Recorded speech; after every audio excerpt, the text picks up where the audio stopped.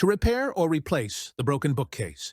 Today we are going to try a couple of things to repair our bent bookcase. Tools that will make the job easier are hammer, tape measure, number 2 Phillips screwdriver, small pry bar, and needle nose pliers. The cordless drill with the number 2 Phillips bit will make the work faster as well. From Home Depot, I got some flat L brackets and some bent L brackets to test for this repair. Each set was about $2. First I removed the damaged hardboard backing, and then I laid the bookcase front down on a smooth flat floor.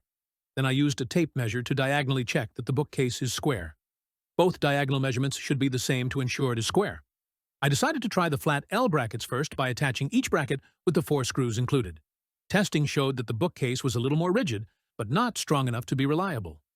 Next, I decided to add the bent L brackets to the inside of each corner.